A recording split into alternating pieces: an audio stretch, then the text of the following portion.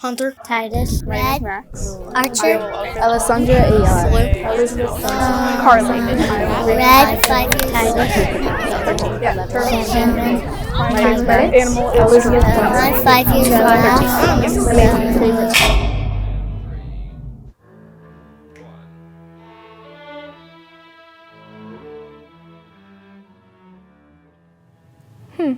What do I want to be when I grow up? Maybe an actor? A photographer? A doctor? My favorite color is red, like the blood that's in my veins, that keeps me alive, that binds us together, that makes me human. Why am I less human than you? What makes me different? Why don't I matter? Why don't you care? So, children can be cruel. When growing up, the hearing aids were more visible, so there were boxes that you would wear with a strap and a big cord, and the knobs were really large.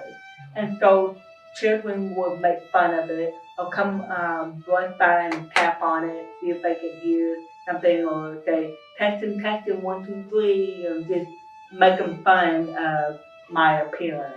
Rhetoric that makes people less than for being different. Rhetoric that threatens to silence what sports we can play, what bathrooms we can use, how we define our family, and who I can marry. Every American, especially those elected to positions of power, has a responsibility and a choice to use their words consciously. When you extrapolate all of these students saying, I don't feel safe and so I'm not coming to school, and it turns out that at the end of the day, it's 260,000 students missing school. One of the most prominent forms of violence in schools is police brutality. Behavior that is common in adolescents and young teenagers is now being seen as a crime. Kids are getting tased, they're getting pepper sprayed, and they're getting thrown to the ground. More than 60% of police assaults on students resulted in serious injuries, such as hospitalization, broken bones, and concussions. Yet student resource officers are rarely punished. This unnecessary violence promotes hate and discrimination, while zero-tolerance policies has resulted in Black and minority students facing disproportionately harsher punishments than white students in public schools. Hate starts with speech.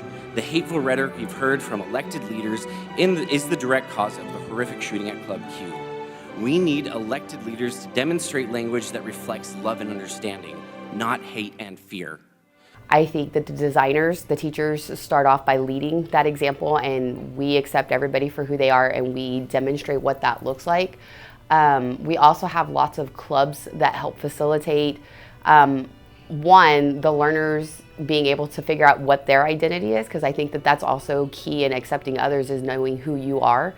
And because we're so open about all the different possibilities, it's just easier for everybody to accept everybody based on the atmosphere of our campus. The majority of hate speech is stemmed by what people hear at home. By addressing the problem and creating a safer environment, we can eliminate the hateful rhetoric here at school. The best way to handle that is to teach, right? To tell people this is why what you did could potentially hurt somebody or why it's not appropriate. So there's a couple things that I feel like I have in my class that help facilitate things. One of the things is that because we do so much group work, there's a daily question that the kids give me where they can freely give me information about what happened within their group that day, right?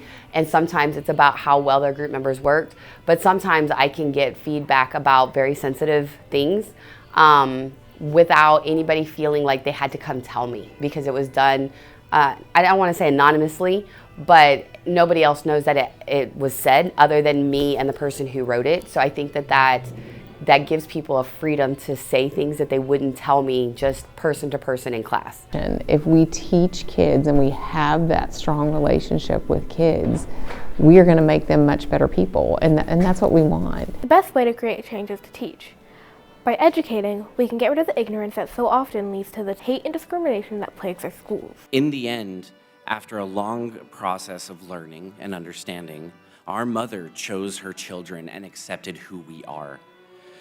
It was this road that allowed me to feel safe enough at 24 years old to say, hey mom, I like guys. Something that I would like to see, just based on my observations with some of my learners, is I would like to see something that helps my learners at home. I feel like a lot of my learners are very comfortable with who they are here and in our school, but they don't have that same sense of comfort at home. And I would love to see us put something in place that can help the families of our kids and our kids in general on how to deal with whatever is going on in their life and how to help their families deal with that as well. Hey, we're all the same, and we need to treat each other that way and respect each other. And that's how I know how to shift it. And it's going to be a slow shift, but we got to start somewhere. And it starts with the youth. And what is your favorite animal? Penguin. Penguin? It's my favorite too. Penguin. Awesome. Thank you. That was awesome. High five. Awesome.